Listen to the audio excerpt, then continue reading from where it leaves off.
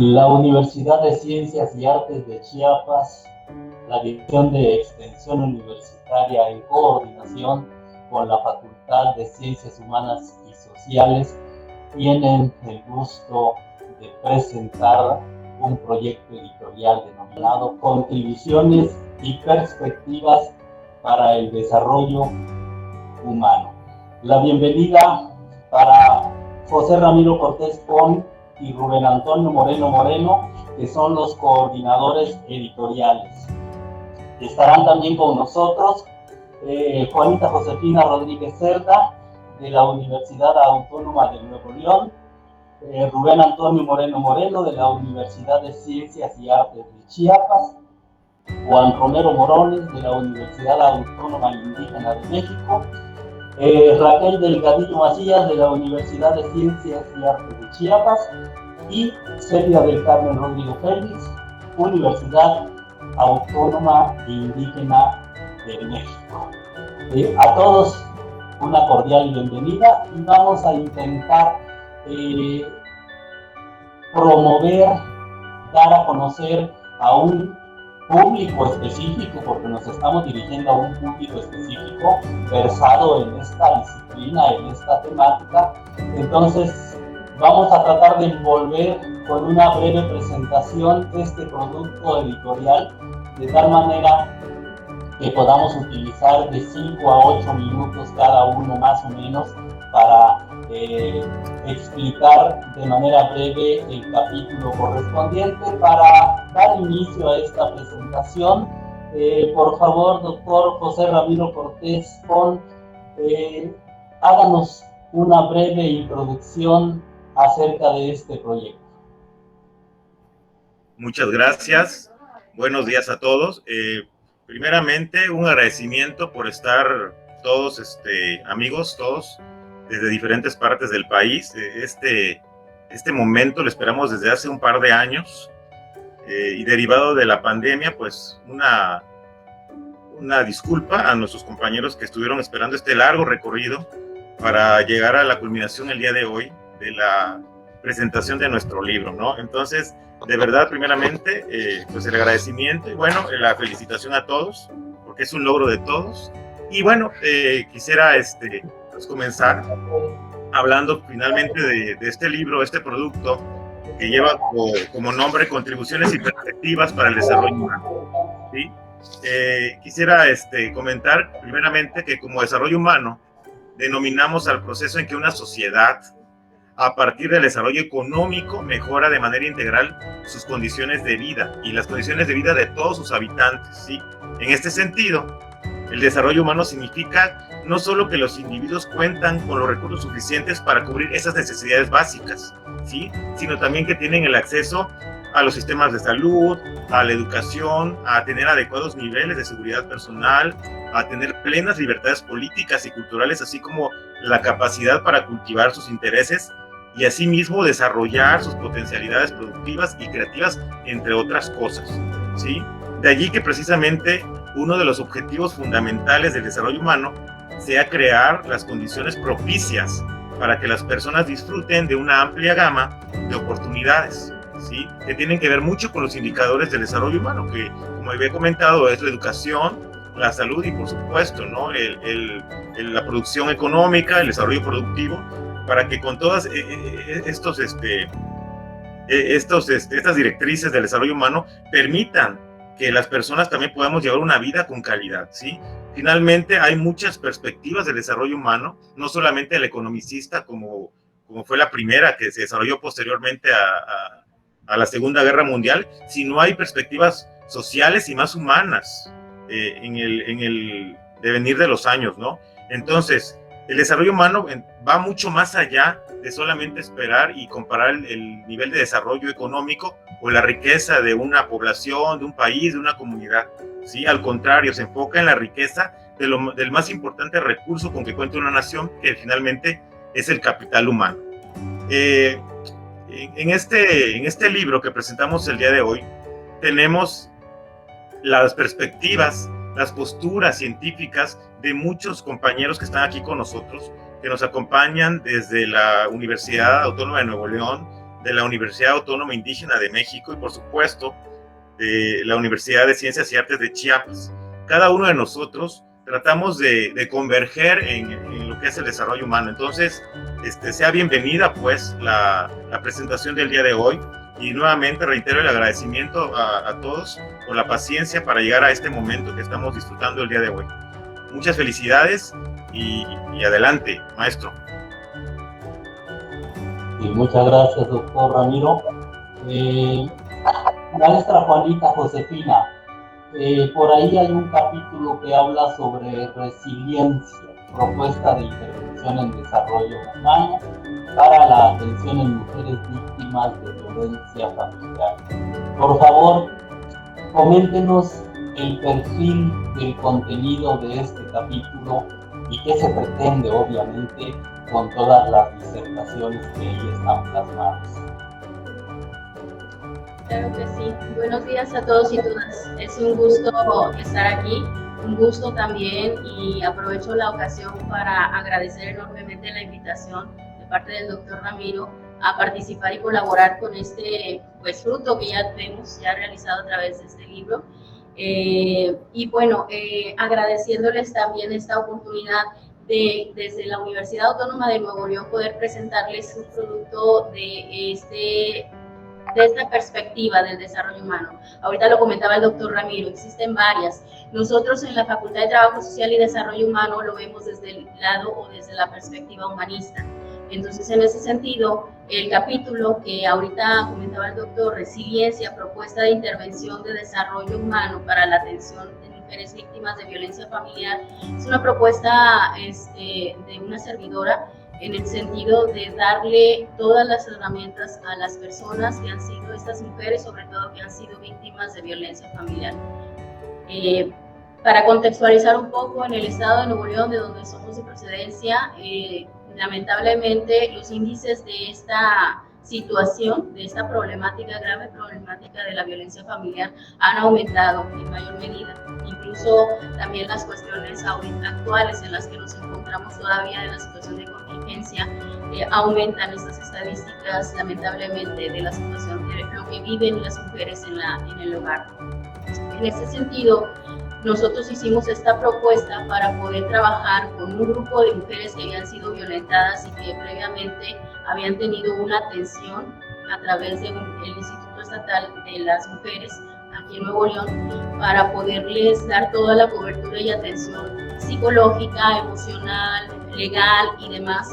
Pero sí veíamos que había todavía un hueco, que había todavía una situación ahí no atendida. En ese sentido era que lamentablemente y tristemente, pero esto es la realidad, muchas de esas mujeres que ya habían sido violentadas en el hogar a través principalmente de sus parejas, ¿sí?, volvían a tener una nueva violencia o recibir una nueva violencia, lamentablemente, en la mayoría de los casos a través de las mismas autoridades, incluso en donde lo hacían revivir o poder como que esta doble victimización de tener que recordar los sucesos, de tener también en algunas ocasiones sentirse culpable, en algunas ocasiones pensar que algo habían hecho no correcto, etcétera. Entonces, en este sentido, la propuesta desde el desarrollo humano que nosotros trabajamos en la universidad,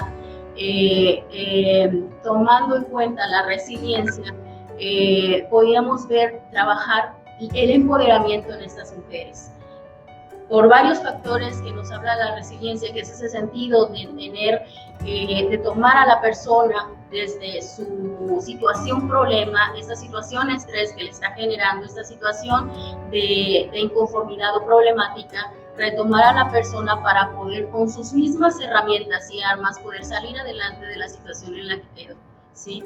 Y también echar mano de factores como lo que es la autoestima, el empoderamiento, las redes de apoyo, que son muy importantes para que puedan estas mujeres que habían sufrido violencia y que habían sido revictimizadas también, lamentablemente, en algunas de las instancias, incluso de gobierno, poder salir adelante con sus propias herramientas y con el apoyo también de estas redes de colaboración y de apoyo, que son familia o los grupos de pares. Básicamente, con este trabajo que es precisamente ya la culminación de un trabajo de intervención que se realizó con este grupo de mujeres de autoayuda. Lo que queremos proponer y lo que queremos darle a conocer a la academia es que a través de estas perspectivas, como es la resiliencia y el desarrollo humano desde la perspectiva humanista, se pueden atacar situaciones y problemas de manera global, colaborativa, y también para poder cambiar y generar otros tipos de situaciones diferentes que las que culminaron esta situación de violencia, que lamentablemente pues hoy en nuestros días no es algo exclusivo de Nuevo León, a nivel nacional también afecta muchísimo. Eso es básicamente lo que presentamos en nuestro artículo, en nuestro capítulo. Trabajamos a través de estos factores y estos pilares de la resiliencia para poder darle este empoderamiento a la mujer y salir adelante y poder olvidar o poder cambiar esta perspectiva que tenían de esa situación problemática y de crisis en la que enfrentaron. Gracias. Gracias. Noto que aquí hay dos asuntos, uno que es el aspecto de intervención y la intervención también como una herramienta que permita a la persona lesionada psicológicamente tener también contención o diques psicológicos de contención alternativos para superar y maniobrar precisamente este daño que, híjole, se me hace muy complejo. Nadie mejor que ustedes lo saben, el nivel de complejidad que tiene. Entonces pienso yo, y me llamaba la atención por ahí el asunto de la intervención, porque es obvio que se tiene que hacer un aspecto de resarcir y reparar el daño. Yo no sé qué magnitud se puede prolongar tanto. A veces pienso yo que para toda la vida hay que estar con asideros psicológicos, porque los seres humanos necesitamos obviamente portales. Gracias, Josefina Rodríguez. Rubén Antonio Moreno, tú hablas del aprovechamiento de los recursos naturales y estrategias de reproducción para el desarrollo humano en una comunidad campesina de la reserva de la biosfera de Ocote. Platícanos, por favor, en qué consiste esta parte de tu trabajo del proyecto editorial. Buenos días, compañeras, compañeros, gracias por estar presente esta mañana en la presentación de este valioso libro. Y les voy a comentar rápidamente uno de los capítulos que integran este libro, que como ya lo dijo el maestro Luciano, lleva por título Aprovechamiento de los recursos naturales y estrategias de reproducción para el desarrollo humano en una comunidad campesina de la reserva de la biosfera Selva El Ocote. La gran importancia de este capítulo es el abordaje que hacemos con respecto a una comunidad local en un área natural protegida.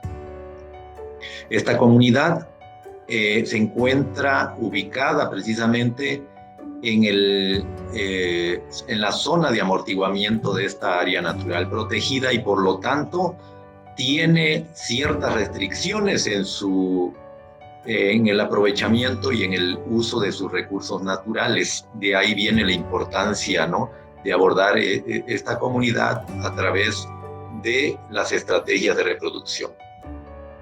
De manera rápida, nombro a los que colaboramos en este capítulo. Bueno, un servidor, Rubén Moreno, la doctora Carolina Orantes García, la doctora María Silvia Sánchez Cortés, el doctor Ramiro Cortés Pong y el maestro Luis Cabrera Victoria. Bueno, en este capítulo se hace referencia y lo abordamos desde las unidades domésticas campesinas. Este capítulo se deja claro que es una unidad doméstica campesina que va más allá del núcleo familiar, va más allá de la familia, porque recordemos que en base a nuestra cultura mexicana, la familia crece y se va convirtiendo en otras familias, ¿no? En la misma casa los hijos se casan, pero quedan viviendo en la misma casa. Entonces ya no es una familia, son 2, 3 o 4 familias, y a eso es lo estamos abordando como unidad doméstica campesina. que obviamente tiene su complejidad para abordarlo, ¿no? Y por eso precisamente aquí en este capítulo se hace una caracterización de las unidades domésticas campesinas que habitan aquí en la comunidad General Cárdenas a la que hacemos referencia, ¿no? Y entonces hacemos una clasificación en cuanto, por ejemplo, al número de habitantes que integra cada una de estas unidades domésticas, que va, por supuesto, hay unas unidades domésticas que son nucleares, que nada más está el padre, la mamá y los hijos, hasta algunas unidades domésticas que son extensas, que ya los hijos se casaron y ya integran varias familias esa unidad doméstica. También se hace una clasificación de acuerdo a la etapa de formación que tienen estas unidades, que pueden ser desde la primera etapa, que es en formación, luego viene la etapa de expansión y luego viene la etapa de reemplazo, muy, muy importante, por cierto, ¿no? Y aquí también se hace una remembranza de las actividades económicas de cada una de las unidades domésticas campesinas. En este capítulo también se hace referencia a la evolución de los sistemas productivos de la comunidad que abordamos, ¿no? De cómo fue cambiando sus actividades productivas, asentados ellos en una selva tropical y en un área natural protegida. Desde su llegada a estos terrenos se convirtieron en productores primarios. Esto quiere decir que primeramente se dedicaron a la agricultura tradicional. Posteriormente vino el aprovechamiento forestal debido al acceso que tenían de este recurso. Posteriormente, al estar los terrenos sin esta masa forestal, fue dando paso a la ganadería, y actualmente ellos están ya enfilando hacia una cafeticultura orgánica, ¿no? Esa es la evolución que ha tenido los productores, los sistemas productivos de esta comunidad. También se hace referencia a la distribución de sus recursos naturales, de cómo es el acceso que tienen ellos a estos recursos. Por un lado están las restricciones de la misma área natural protegida, y por la otra están precisamente las condiciones ambientales presentes ahí en la zona, como terrenos pronunciados, porque es un sistema de lomerío kárstico. Está también la disponibilidad de agua, que como es un terreno kárstico, la gran mayoría, podríamos decir que el 80% del agua que llueve se va al subsuelo, ¿no? Entonces ahí tienen problema ellos de el acceso al agua. La otra es la pérdida de suelo. También se pone de manifiesto en este capítulo, ¿no? Como otro de los problemas encontrados en el acceso a estos recursos naturales. Algo importante también en este capítulo es que se aborda la perfección que ellos tienen de sus recursos naturales y los cambios que esto ha sufrido a través del tiempo, desde la colonización de esos terrenos hasta nuestros días. Y por último, también es importante este capítulo porque también se abordan las estrategias de reproducción de esta comunidad, y específicamente de las unidades domésticas campesinas que lo constituyen, ¿no?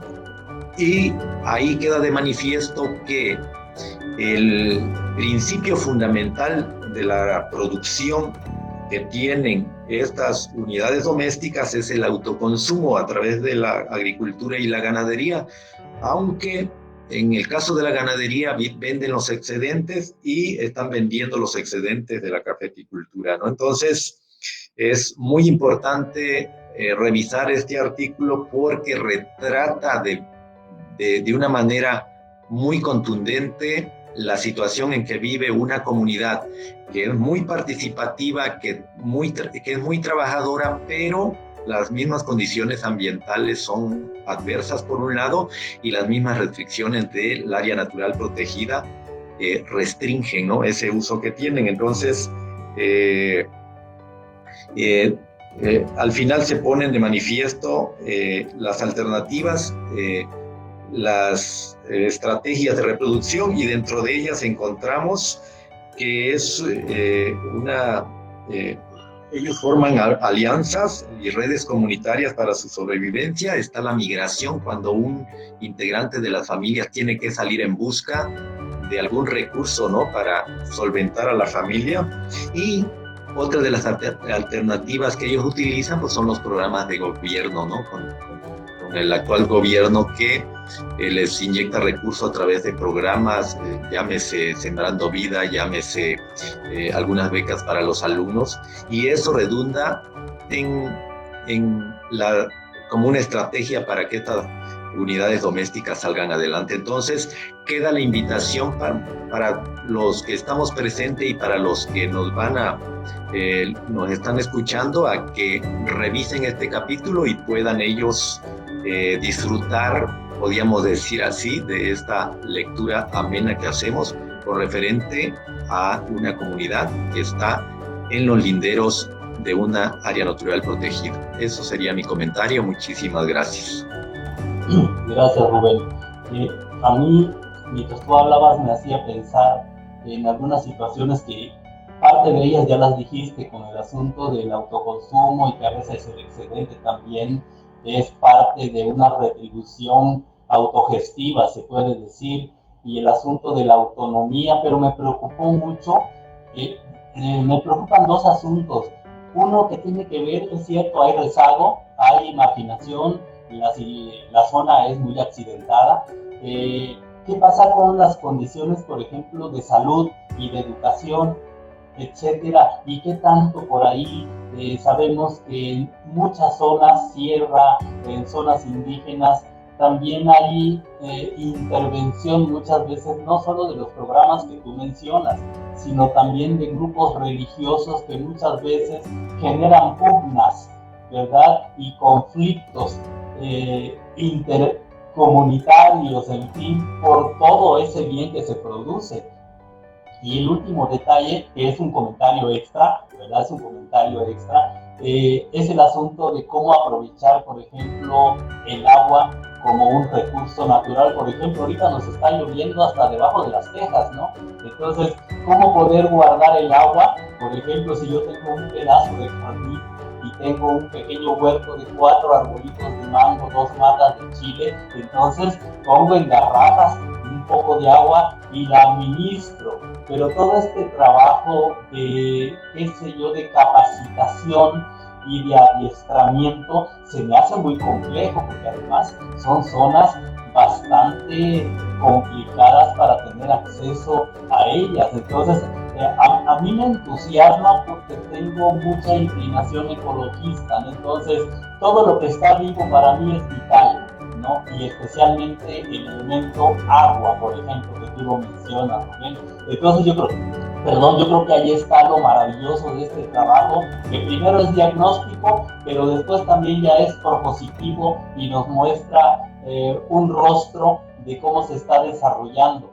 Ojalá que pudiera, en esas aristas que a mí me preocupan, salud, educación, etcétera, poder irrumpir y desarrollar esta comunidad, y por lo que tú decías, por el vínculo que ellos tienen con otras comunidades en sus redes comunitarias, muy a la usanza de ellos, por supuesto, ¿no? Muy a la usanza de los campesinos. Amén, que quieras tú comentar otro detalle, a mí me entusiasmó esa parte. Agradecerle su atención, y queda mucho por hacer, por supuesto, muchas tareas para trabajar con esta comunidad, y tenemos confianza en que seguiremos trabajando con ellos y complementando, ¿no?, el trabajo que hoy se presenta. Hay mucho que hacer y creo que la tarea es grande. Gracias. Gracias a ti. En el caso de Juan Romero Morones, creo que por ahí, dándole secuencia a lo que ya dijo Rubén sobre paz y desarrollo humano, que eso es otra situación también bastante compleja, sí, porque, híjole, sabemos que desde el 94 este estado ya no es el mismo, o se ha deteriorado, algunos se han beneficiado, pero a mí no me toca decirlo. Mejor que nos comente Juan Romero Morones cuando habla de paz y desarrollo, por ejemplo, cómo es, desde cuál perspectiva y cómo atisba este tipo de situaciones, paz y desarrollo, porque sabemos que el conflicto como que es necesario para lograr la paz, pero yo de esto, pues no sé, coméntenlo por favor, Juan. Gracias, muy amables. Les agradezco que me hayan dado la oportunidad de plasmar este pensamiento que se gestó en un momento concreto cuando yo estaba estudiando mi doctorado en estudios para la paz, la democracia y la interculturalidad, y que lo desarrollé como un ensayo, como una intuición que de alguna manera lo veo que ahora es intuición que he ido desarrollando en mi tesis de doctorado. El asunto de desarrollo humano, como yo lo presento al principio, lo entiendo de manera amplia, digamos de manera amplia, y me fundamento en un autor chileno, Masnif, que él asegura que el ser humano va a satisfacer su vida, su bienestar, en la medida en que pueda satisfacer las necesidades humanas. Y él, para desarrollar estas necesidades humanas, no lo desarrollo en este artículo, sino en mi tesis, pero aquí solamente lo menciono así de pasada, ¿no? Él dice que estas dimensiones humanas, como yo lo digo aquí, que son necesidades humanas, son 9, y son dimensiones humanas universales, y que en la medida en que se vayan satisfaciendo estas necesidades humanas, el ser humano va a ir desarrollándose como humano. Y estas necesidades humanas aquí las menciono, de acuerdo a lo que él dice, ¿no? La subsistencia, la seguridad, la libertad, la recreación, la creatividad, el entendimiento, la participación, la identidad y el afecto. Y estas necesidades humanas son dimensiones del ser humano. Una dimensión humana o una necesidad humana no satisfecha, podríamos decir que es una dimensión humana empobrecida, es una dimensión humana, por tanto, no desarrollada. Yo hago en el artículo o en este ensayo, solo toco ejemplos extremos, muy extremos, en los que el ser humano no se desarrolla. Y lo digo en el ejemplo más extremo, es cuando el ser humano tiene hambre, porque me parece a mí que el momento más terrible de un ser humano no desarrollado es el momento no que esté pobre, no que no haya desarrollado alguna de estas, o que no haya satisfecho alguna de estas necesidades planteadas por Masnif, sino en el momento en que tiene hambre y que no tiene ni siquiera lo más mínimo para satisfacer esa necesidad de decir, no tengo nada. Y pongo el ejemplo, o allá anoto el ejemplo, tomado de un libro que se llama Los 12 mexicanos más pobres, en concordancia y en contraposición con aquello de los mexicanos más ricos. Bueno, también hay los 12 mexicanos más pobres.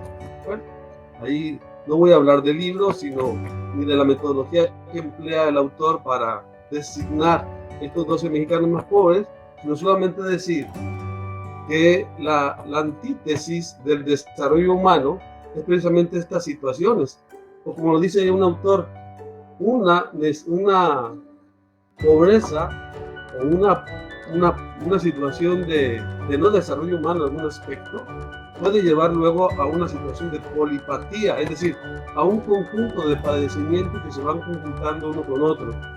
Una persona que tiene hambre, por otra situación, una enfermedad, una situación que no tiene nada, luego le surge falta de trabajo, etc. Entonces van teniendo situaciones en los que difícilmente podríamos decir que tiene desarrollo humano. Ahora, este desarrollo humano, obviamente no se puede decir que es una respuesta meramente personal.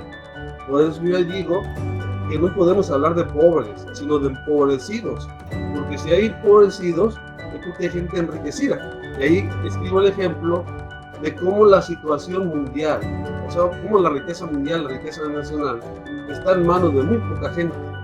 Desafortunadamente eso es así. Entonces, el asunto de comprometernos para desarrollar o practicar y hacer posible el desarrollo humano, tiene que ser un compromiso colectivo.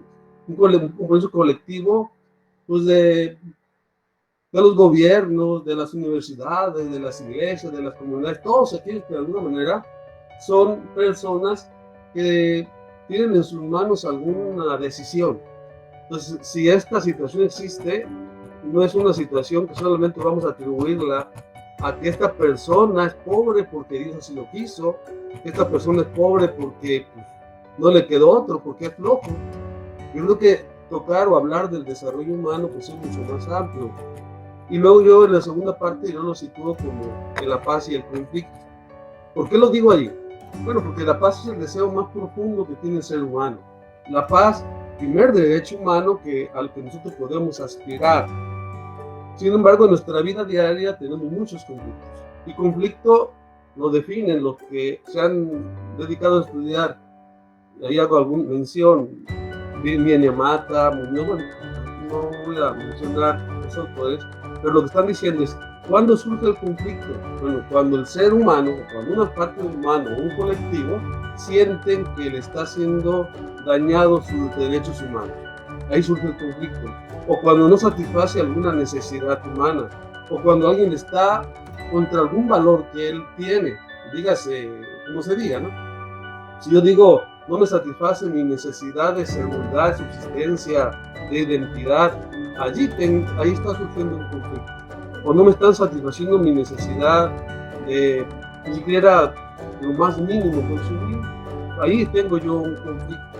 Entonces, estos conflictos, el problema no es ni la paz ni la violencia, porque la paz y la violencia se construyen.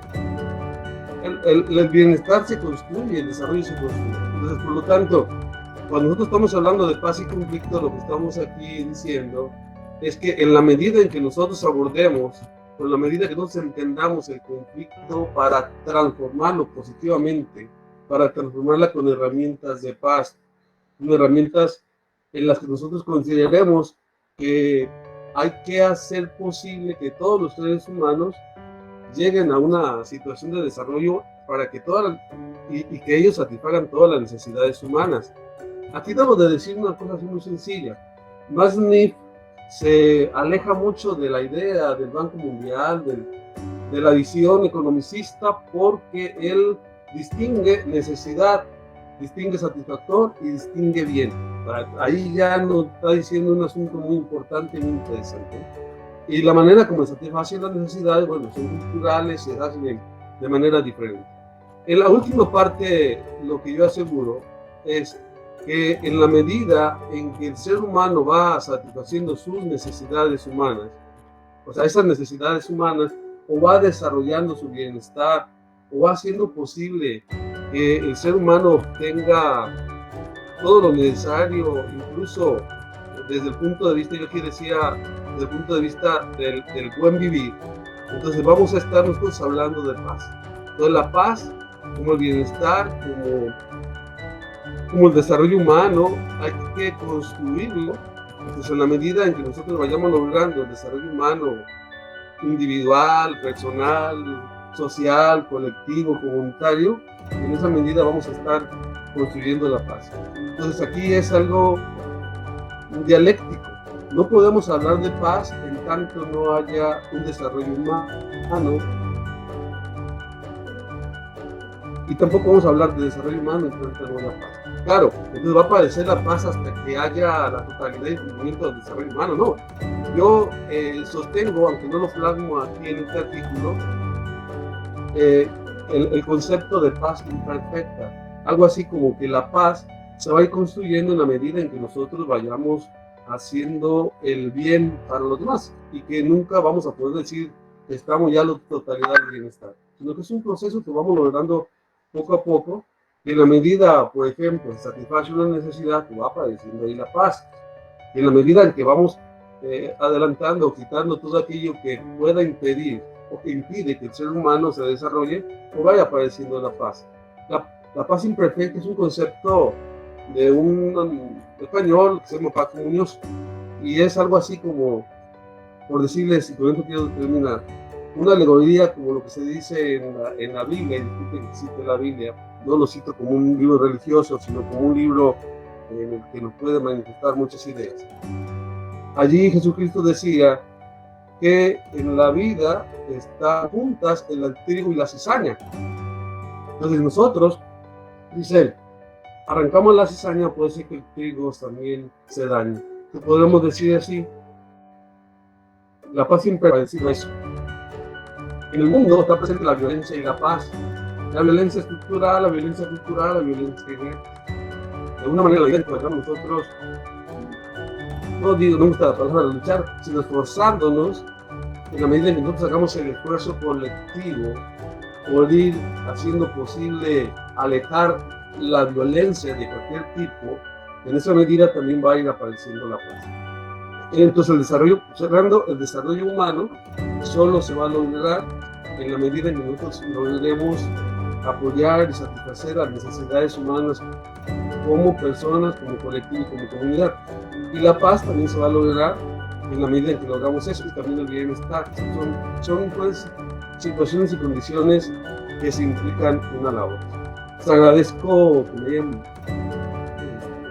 facilitado esta ventana para poder expresar de manera muy grosso modo todo esto, mi pensamiento que he ido desarrollando con mis estudios, con este doctorado, el estudio para la paz, que bueno, próximamente estaré presentando mi tesis de doctorado, que se llama precisamente así, Paz y Necesidades Humanas en la Cultura Yoreme. Ese es mi título, y ya luego, pues ya me falta en realidad muy poco, estoy en el último capítulo de discusión, conclusiones, y pronto espero también hacer alguna presentación de esa tesis. Gracias, muy amables. Sí, y ojalá invites a la fiesta después, ¿no? Cuando ya presentes tu tesis doctoral. Por aquí, Juan Romero, yo me quedé pensando, porque también a mí me mueven estos detalles. Cuando tú dijiste dialéctico, yo me quedé pensando en si toda esta situación de la paz y el desarrollo humano también es sistémico, porque intervienen distintas instancias, es como una máquina, y aquí el doctor Ramiro, cuando habla, por ejemplo, del cuerpo humano, que es una maravillosa máquina, se afloja una tuerca y entonces el cuerpo se tambalea. Hay que saber cuál tornillo apretar, como el mecánico que te arregla un carro y te cobra caro, pero es el único que sabe cuál tornillo apretar, entonces tiene derecho a cobrar caro. Entonces aquí con este trabajo que tú estás haciendo es también simbolizar, discernir, y yo vi por ahí también un dejo, somos seres románticos obviamente, o tal vez yo para no meterlos en bronca a ustedes, ¿no? En el sentido de que creemos en utopías, ¿no? Creo que tenemos la esperanza de que nuestra humanidad puede ser mejor, carajo, ¿no? Y no estoy enojado, simple y sencillamente me apasiona también esto de cómo es posible que habiendo tanto recurso en nuestro país se desaproveche o quede en manos equivocadas. Y ya hasta ahí lo dejo, porque si no van a pensar que esto es una campaña de proselitismo. Entonces agradezco, Juan Romero, y a menos que quieras hacerme la réplica sobre este disparate que yo dije, ¿no? No, gracias, le agradezco. Estoy totalmente de acuerdo que esto es sistémico. En realidad, las 9 necesidades humanas es un sistema, se clasifican como sistema, en el sentido de que si una no se satisface, pues a todas las otras se afectan. Yo estoy totalmente convencido de lo sistémico. No lo abordo, pues, porque es complicado abordarlo desde todos los puntos de vista. Le agradezco mucho. Y a veces muy comprometedor, ¿verdad? Mejor vamos a ir paso a paso. Por favor, doctora Raquel Delgadillo, platíquenos un poco de esta preocupación de la que yo decía a Rubén, de la salud y la modernidad. Es decir, estamos viviendo las secuelas de una pandemia que prácticamente nos trae de cabeza, nos ha creado cantidad de trastornos, no solamente personales, sino laborales, sociales, económicos, y ahí le paro. usted es la que sabe de esto y platíquenos, por favor, cuál es esta situación de la salud en su planteamiento ahí en el libro y el asunto de la modernidad, por ejemplo, esto que nos aqueja incluso en este siglo XXI. Sí, muy buenos días, muchas gracias, qué bonita introducción, agradezco mucho por eso. Agradezco también a mis compañeros y amigos por habernos invitado a esta experiencia colectiva, que creo que es una de las cosas que nos unen a todos y a todas las que estamos aquí en trabajo en colectivo. Y por supuesto a nuestro lector, que nos ayudó también a esta parte de la edición del libro, también muchísimas gracias. A cada uno, a cada una de ustedes que están aquí acompañándonos y que pues también han hecho posible que nos encontremos hoy aquí y que podamos como divulgar nuestras reflexiones. Y bueno, en ese sentido, debo de precisar que la participación que tengo yo en este trabajo colectivo, pues tiene más que ver con reflexiones. Son apuntes, y así se llama el texto que comparto, son apuntes para comprender un poco la cultura de la salud, pero en la modernidad. Y entonces me parece que este libro realmente resulta bastante holístico porque nos conjunta cada uno en sus vertientes, pero a final de cuentas estamos teniendo una mirada holística, ¿no? Y entonces, bueno, yo abordo el tema de la cultura de la salud, y cuando hablo de la cultura de la salud, por supuesto que no me refiero a la cuestión de la medicina, por supuesto que no me refiero a la cultura en general, sino me refiero a una reflexión crítica desde esta parte de la teoría crítica y desde el propio materialismo dialéctico de este concepto de salud de enfermedad, ¿no? Que ya lo dijeron desde esta parte, digamos, lo que implica la violencia de género, que trastoca no solamente nuestros cuerpos, sino también la salud psíquica, ¿verdad? Como esta parte del entorno ambiental que también se aborda, pues nos alimenta este contexto de condiciones de salud. Y luego cuando Juan Ramón nos habla también de estas dimensiones del bienestar y de las dimensiones humanas, pues me va a remitir a algo de estas reflexiones que ahora les comparto, ¿no? Me parece que eso es lo rico de este libro colectivo, que es sumamente holístico e integra estas reflexiones. Y agradezco muchísimo compartir. Bueno, y entonces en estos apuntes yo he de confesar que son apuntes de lectura que nos llevan a algunas reflexiones, nos llevan a reflexiones colectivas. Este es un artículo colectivo en donde participa pues la maestra Virna Carolina Moreno Flores y la doctora Marina Idalia Guizar Córdoba, comunicóloga y psicóloga, que contribuyen en estas reflexiones que hacemos. Y entonces, bueno, en la primera parte retomamos este planteamiento que hace Gadamer de la cultura de salud, y es la que detona nuestra reflexión y nuestro interés, y que se llama el estado oculto de la cultura de la salud, ¿no? Y en todo el trabajo, bueno, está compuesto de 4 apartados, pero en todo el trabajo parte de esta crítica tan fuerte que hace sobre todo la corriente de la epistemología del sur, de esta construcción epistemológica, ontológica y demás del tema de la salud, ¿no? Esta contraposición entre el concepto de el cuidado humano desde la ciencia y el cuidado humano desde los conocimientos y los saberes tradicionales milenarios, ¿no? Entonces es esta confrontación, que dirían por ahí, también es una parte como dialéctica, porque la historia de la humanidad nos ha llevado a la construcción científica, que me parece que es un aporte muy valioso. El cuestionamiento es que esta cosmovisión o este planteamiento científico niegue los saberes tradicionales que también nos han ayudado durante siglos a equilibrar nuestros cuerpos y a equilibrar nuestro ambiente, ¿no? Entonces, esta visión integradora del manejo de la salud, o más bien el manejo de la enfermedad, milenaria, y que es pues una visión más integradora y más de prevención y más de reconocimiento de que somos parte de la tierra, que somos parte de la naturaleza, que somos parte del cosmos y que tenemos que cuidarnos en esa integridad.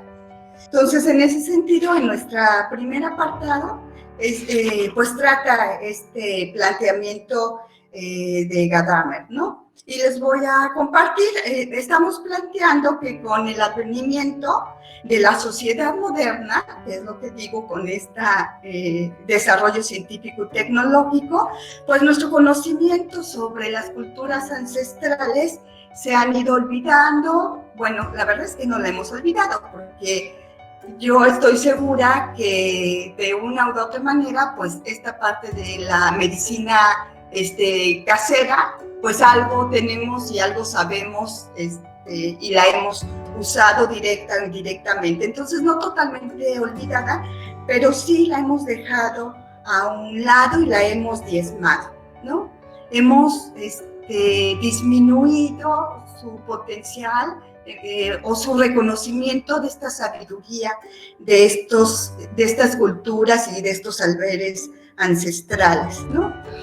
Hemos perdido también el sentido de universalidad, dice Gadamer, y hemos estado parcializando nuestra dinámica de vida, nuestras visiones y incluso nuestro cuerpo. Estamos divididos, estamos fragmentados en ese sentido. Y eso es debido a la especialización propias de la dinámica del desarrollo científico y del tecnológico. Y así generamos un quiebre entre ciencia y cultura, ¿no? Y decimos, lo valioso es lo científico y descalificamos lo otro. Y entonces ahí hay un quiebre muy fuerte entre la ciencia y la cultura. Y este planteamiento está haciéndolo Gadamer y lo estamos retomando, y habla de que la cura debería de contener una concientización por el legado cultural de toda la humanidad. Y nos dice que incluso tendríamos que estar planteando, bueno, eso lo decimos nosotros como una reflexión, que necesitaríamos estar planteando el tema de la cultura de la salud desde las epistemologías decoloniales. Retomando esto que Juan Romero nos comenta, ¿verdad? Retomando este concepto más del bien vivir. Y entonces, en ese sentido, pues estamos posteriormente, en un segundo momento, vamos retomando esta parte de cómo hay una relación entre la dinámica de vida y la dinámica también de muerte. Y entonces no podemos hablar de salud y enfermedad sin hablar de muerte. Y entonces empezamos a revisar cómo el concepto de muerte desde la cosmovisión religiosa tiene todo un planteamiento y tiene toda una búsqueda de la esperanza de poder estar en otra vida o en otro momento en mejores condiciones, ¿no?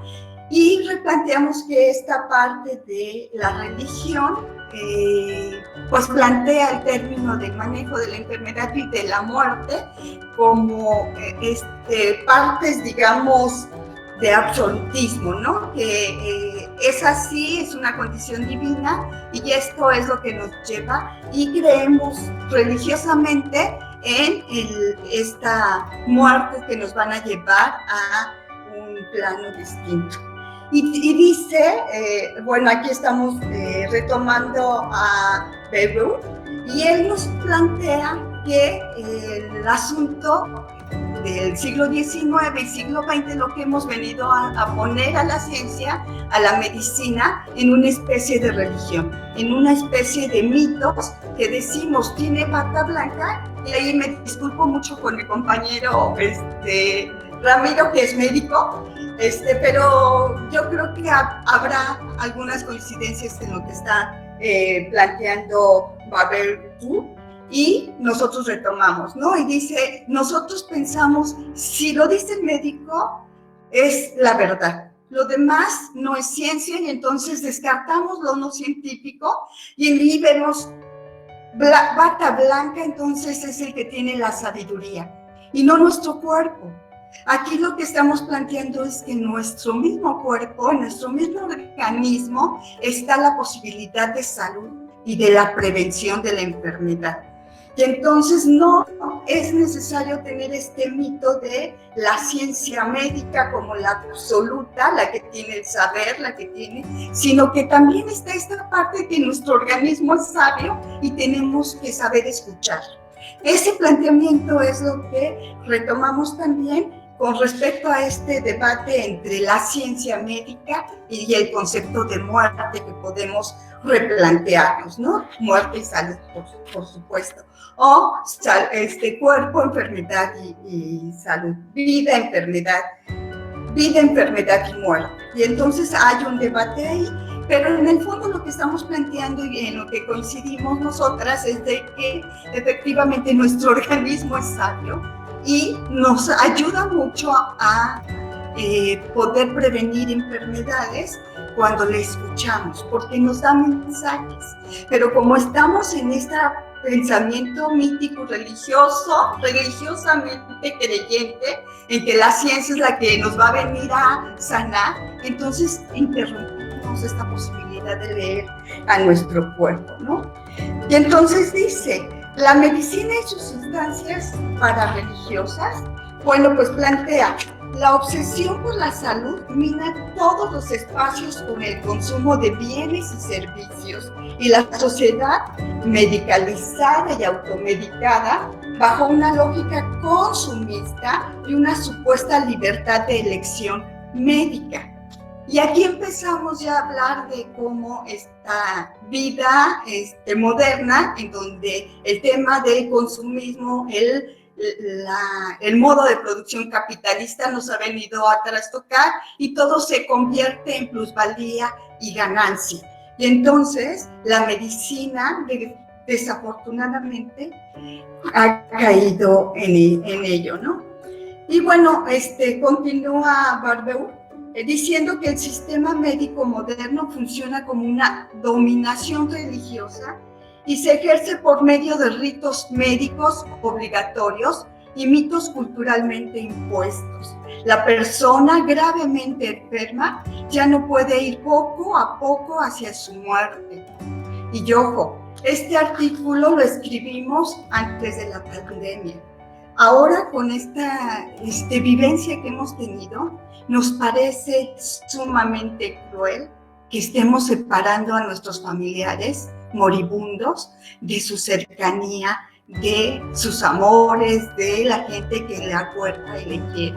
Esta es una tragedia más allá que morir por el bichito, ¿no? Nos parece que es sumamente cruel separarnos de nuestros seres queridos, ¿no? Y me parece que ahí podemos retomar toda la ciencia y la tecnología que hay para no separarnos. Hay muchas herramientas que podemos cuidar para no contagiarnos, pero creemos que la mayor tragedia es este separamiento humano, porque está trastocando nuestro amor y nuestra esencia humana. Entonces, esta parte, ahora con la pandemia lo podemos ver. Tragedias en donde podemos ver a nuestra hermana enterrando a su marido y tenemos que estar en el carro distante y no poder abrazarle. Eso es realmente inhumano. Pero como la ciencia nos dice que no podemos acercarnos, somos religiosamente creyentes en ello, ¿no? Y bueno, podríamos poner un montón de ejemplos, pero esto es como lo más cercano. Posteriormente vamos abordando esta parte de cómo hay sabidurías ancestrales y nos vamos hacia Latinoamérica, que es lo que tenemos más próximo, ¿no? Y hablamos que estos saberes pues están ubicados no como un espacio continental, sino como un espacio territorial, en donde está esta construcción que hemos ido haciendo a lo largo de la historia es una construcción histórica de la cultura y en donde el espacio en que estamos es el espacio natural que nos envuelve. Y ahí retomo lo que planteaba el doctor Rubén, ¿no? En términos de estos espacios en donde el ambiente natural se está cuidando y cómo los mismos grupos, estas poblaciones, estas localidades están buscando estrategias de sobrevivencia y en la convicción del cuidado del medio ambiente, ¿no? Y entonces estos espacios que nos unen, que también son espacios naturales, son espacios físicos, económicos, políticos, sociales, culturales, y en ese sentido el territorio latinoamericano nos une en muchas cosas, ¿no? Y en estas condiciones espaciales que planteamos en este tercer apartado que, bueno, pertenecemos a este entorno tercermundista, ¿no? En el mundo subdesarrollado. Y aquí aprovechamos para hablar de este contexto capitalista, de explotación, de dominación, de enajenación, y nos enajenamos incluso a nivel de nuestros propios cuerpos, ¿no? Y empezamos a plantear cómo podemos, digamos, recuperar todas estas sabidurías tradicionales. Y yo quisiera ahí, por ejemplo, retomar pues consignas políticas, porque este tema de la cultura de la salud trastoca todos los temas, ¿no? Y por ahí en 2018, 2019 hay una consigna venezolana, hablando de Latinoamérica, que dice salud presente con la constituyente. Y entonces aquí esta consigna política pues nos lleva a escuchar estas mentiras o estas medias verdades pues médicas que no sustentan el sistema, digamos, dominante, ¿no? Y se plantea que podemos construir un sistema médico mucho más apegado a nuestras realidades y a nuestros entornos, y que lo tenemos que trastocar y tenemos que intervenir en nuestras propias políticas públicas y en nuestros marcos legales, ¿no? Hacia allá nos apunta Venezuela. Hay otro que planteamos otro de nuestro planteamiento y bueno, puede ser como contradictorio porque estamos varios de los que participamos en este libro, pues estamos trabajando en la licenciatura de desarrollo humano, pero aquí cuestionamos el concepto de desarrollo humano, si se nos permite, y decimos desarrollo humano no, y le decimos que no, y claro que no. Pues la visión del desarrollo se fundamenta en lo que la teoría marxista llama las relaciones sociales de producción enajenadas, alienadas, cosificadas por el sistema capitalista. Y entonces estoy de acuerdo con él en términos de que son dimensiones humanas, más que hablar de desarrollo desde nuestra postura. Y entonces esto nos lleva a hablar de salud, equidad y dignificación de la condición humana. Y hasta ello le quisiera dejar, y bueno, les invito a quienes estamos aquí, a quien nos escuche próximamente, pues a revisar el artículo que está fundamentado en estos planteamientos. Y les agradezco mucho su escucha. Les agradecemos. Igual me quedé pensando en el asunto del rito, ¿verdad? Ancestral. A través de la danza se cura, a través del humo, a través del copal, etcétera, toda nuestra cultura prehispánica. Y por el otro lado también está la aparición de la ciencia como una especie de panacea, aquello que va a resolver todo, pero no es así. O sea, estamos en una situación muy complicada sobre este aspecto. Mientras la magia blanca y la ciencia tengan un punto de convergencia, yo diría bienvenida. Yo por eso guardo en mi bolsa un ojo de venado, por si sí o por si no, por si la superstición o por si no. Cada vez que viajo le doy su masajeada y emprendo mi camino, y hasta ahorita me ha funcionado, ¿verdad? Lamentablemente no puedo hablar de otras drogas químicas que a veces también se atraviesan, porque no es el caso. Aquí más bien que la maestra Célida de Carmen Rodrigo nos platique el asunto del bienestar psicosocial y calidad de vida en cuidadoras de personas con Alzheimer. Gracias. Adelante, por favor. Sí, gracias. Y gracias por esperarme. Si tengo falla de internet, disculpen si se me corta. Agradezco a la UNICACH, Universidad de Ciencias y Artes de Chiapas, y al doctor José Ramírez Cortés Pons por la invitación. Y pues el presente capítulo nace precisamente de una tesis que me tocó dirigir, y mis compañeras María Soledad Angulo Aguilasocho y Mayra Moreno López, maestras de UAIM también. Creo que se está perdiendo la conexión. Regresé. Se va. Ya regresé. ¿Sí se escucha? Gracias. Asesoramos. Y pues bien, nuestro ensayo denominado Bienestar Psicosocial y Calidad de Vida en Cuidadores de Personas con Alzheimer nace precisamente de una vivencia de mis alumnos, exalumnos ahora, Anayeli Oriarte y José Jesús Manuel Sánchez Valdés. Realmente ellos son los creadores de esta información. Nosotros nada más le dimos forma al ensayo de acuerdo a los requerimientos, y la importancia de voltear la mirada a los cuidadores. O sea, ¿qué está pasando con los cuidadores, con su bienestar? ¿Cuál es su calidad de vida? Entonces, los chicos preocupados por una situación personal que vivían en sus familias, nace esta tesis y se le fue dando forma a nivel teórico, y vaya, se fue construyendo el instrumento, el marco teórico, y seguimos una metodología fenomenológica que era la adecuada de acuerdo al punto de vista que estábamos manejando. Y pues cedo la palabra a mis exalumnos hoy, ya titulados con esta tesis que les quedó muy bonita, por cierto. Entonces es el material de donde, repito, este capítulo nace, y qué mejor que ellos que hablen de lo suyo. Anayeli, cedo la palabra. Muchas gracias. Bueno, pues buenos días, un placer estar aquí con ustedes.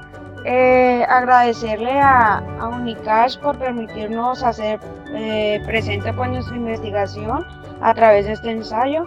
Pues como ya lo mencionaban, ¿no?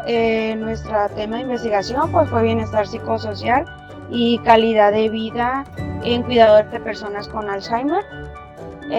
Pues nos llevó 1 año y medio en realizar nuestra investigación, donde se abordó un enfoque cualitativo con un método de corte fenomenológico hermenéutico, así como utilizando la técnica de la observación participante. Como ya lo mencionaba la maestra, nuestra investigación pues nació a raíz de intereses personales. Mi abuela padecía esta enfermedad, por lo tanto pues decidimos abordar este tema.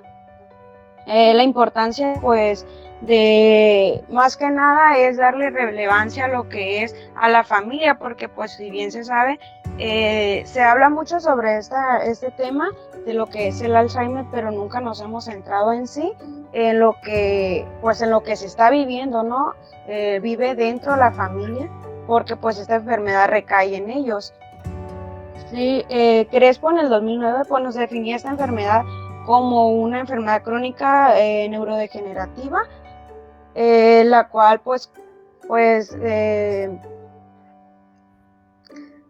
que recae principalmente, nos decía, pues en la pérdida de memoria, y pues al paso del tiempo esta pues no solamente afecta al que lo padece, ya que esta persona pues deja de ser independiente para pasar a dependiente, ¿no? Y pues esto le corresponde pues cubrir un rol a la familia. Ok, haciendo como hincapié en lo que mi compañera dice, toda esta enfermedad repercute en la familia, pues las repercusiones en la familia, citando a Kanga en el 2010, afirma que los cuidadores familiares dedican una mayor parte de su vida al cuidado.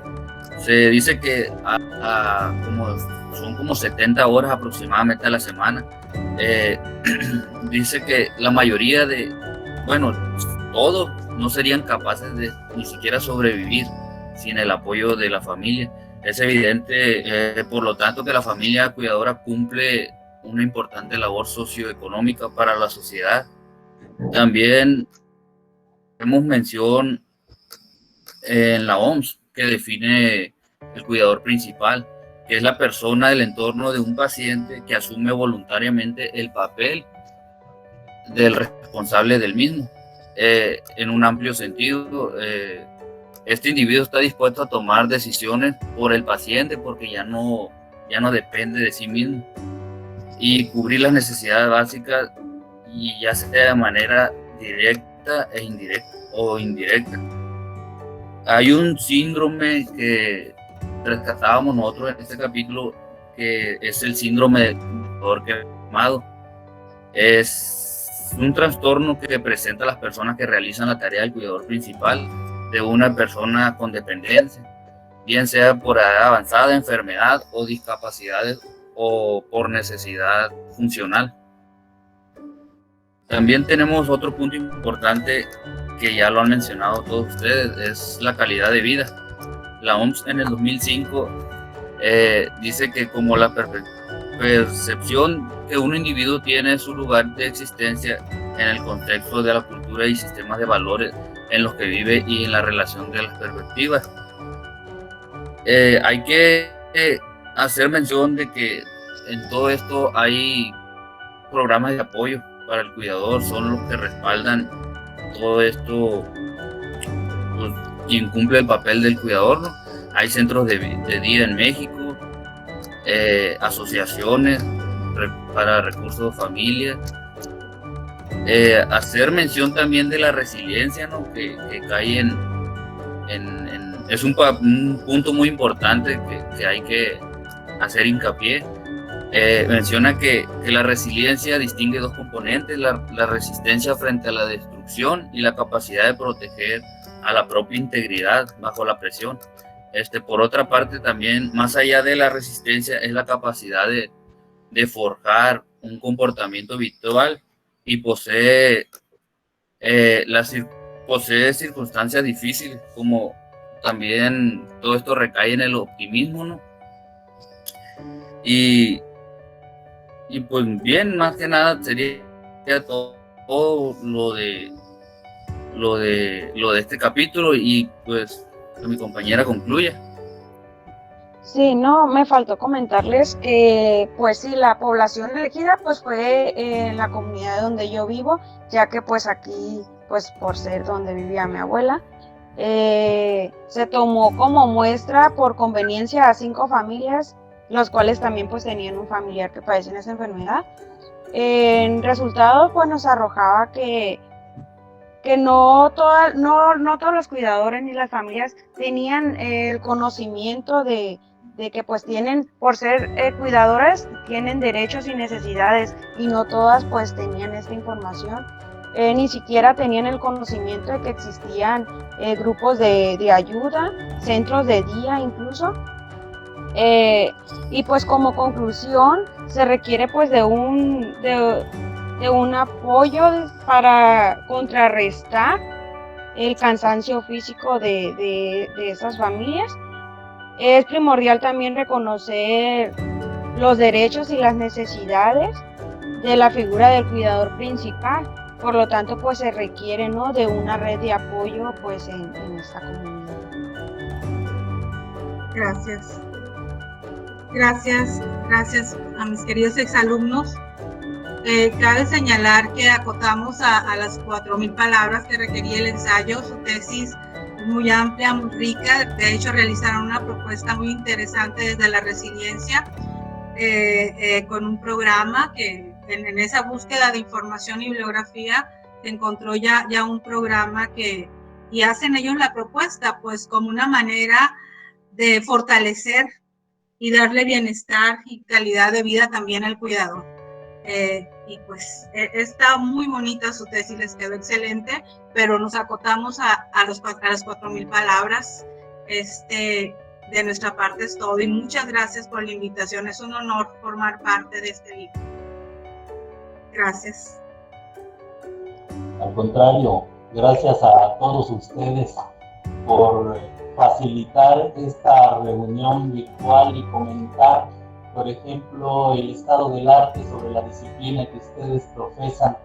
Y pues eso también me gratifica a mí, porque aprendo en la medida en que estoy con gente nueva que divulgan el conocimiento científico. También yo voy por ahí rastreando algunos aspectos y yo creo que esa es la parte gratificante.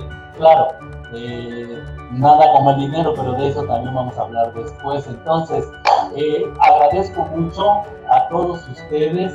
Voy a mencionarlos: a José Ramiro, a Juanita Josefina, a Rubén Antonio, a Juan Romero, Raquel Delgadillo, Cénida del Carmen, a Nayeli, que la veo ahí, María Soledad, luego a Célida, Jesús Manuel, Raquel, etcétera. Si omití alguno, discúlpenme, porque aquí mi pantalla ya no da para más. Entonces, antes de cerrar y despedirnos, si alguno de ustedes quisiera comentar a manera de broche o de conclusión algún apunte, bienvenido.